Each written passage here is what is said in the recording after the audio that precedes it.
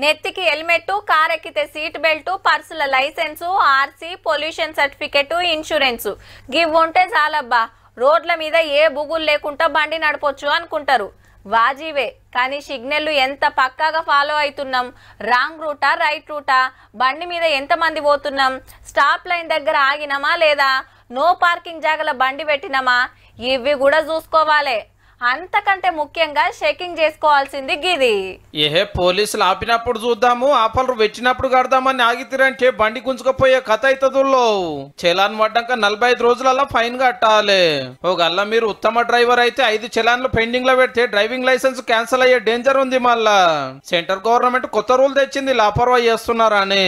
గతనే ఫైన్ల మీద డౌట్ ఉంటే local police station లో కంప్లైంట్ చేస్తే రాంగ్ చలాన్ అయితే రద్దు చేస్తారు, లేకుంటే బరాబర్ చదివివ్వాల్సిందే. అంతే కాదు ఫైన్లు పెండింగ్ ఉన్న బండ్లమ్ముడు కొనుడు నడవదిగా, మొత్తం క్లియర్ చేసినాకనే చేతులు మారాలి.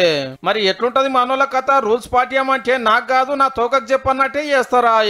హెల్మెట్ పెట్టుకోరు, సీట్ బెల్ట్ పెట్టుకోరు, ముగ్గురు ఎక్కి ఉరుకుతారు, సిగ్నల్ జంప్ చేస్తారు, రాంగ్ రూట్ లో దంచుతారు. ట్రాఫిక్ వాళ్ళు టిక్క ఫోటోలు కొట్టుడు, ఫోన్ లో మెసేజ్లు పంపుడు. ఏహే ఎవరు కడతారు? దొరికినప్పుడు చూసుకుంటే మాయని అట్లనే తిరుగుతారు. గాచారం మంచిగా లేక పోలీసులు ఆపినాడు ఇక ఉంటది మీకు. కొత్త రూల్స్ మన తెలంగాణ ఇంకా అమల్లోకి రాలే గానీ చెప్పు సురువు చేస్తారట. మాత్రంలో ఊరికి చలాన్ పడితే ఎంబటే కట్టేసుకుంటే ఏ లొల్లి ఉండదు. లాపర్వా చేసిరనుకో 45 రోజుల తర్వాత బండే గుంజుకపోతారు. మీరు రథం మీద ఎన్ని చలాన్లు పెండింగ్లు ఉన్నాయో చూసుకోండి మొదలైతే. కొత్త రూల్స్ మంచిగానే ఉన్నాయి కానీ రోడ్లు ఖరాబ్ అయ్యి టక్కలు రయ్యి బాడీలు దావకాన్లకు బండ్లు మెకానిక్ షెడ్లకు పోతే గాజిమ్మదారి వదిలిసారు మరి.